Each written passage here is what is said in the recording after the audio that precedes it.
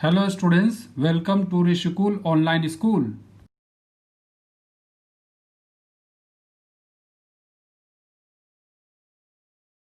This is Module 1 of Vistas Chapter 4, The Enemy by Pearl S. Buck. In this module, we shall come to know about the life and work of the author, the characters of the story, and the introduction of the story. So let's see something about the author.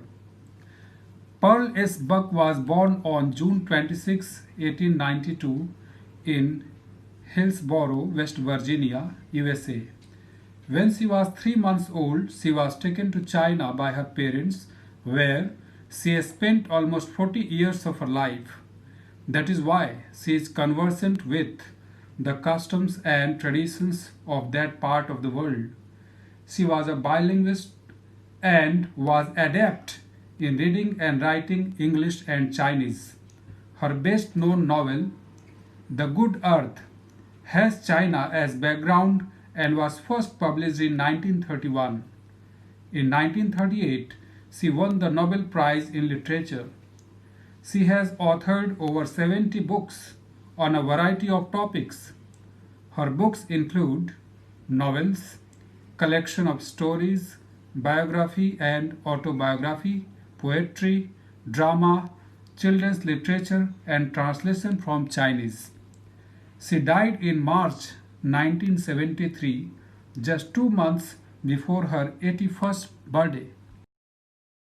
The characters of the story are Dr. Sadao's father, Dr. Sadao Hockey, Hannah, Tom, the American prisoner of war, General Takima, and Dr. Sadao's servants.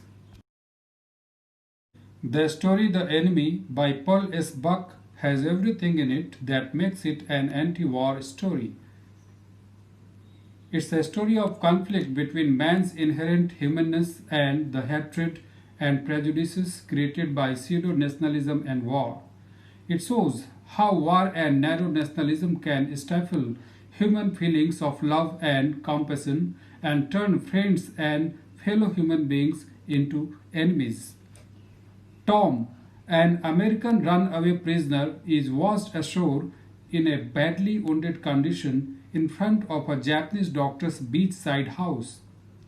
The doctor wants and can save the life of the prisoner, but for some time hesitates when he discovers the prisoner's real identity. His conscience and his professional ethics get the better of his patriotism and nationalism, and he saves the prisoner by removing a bullet and stanching blood.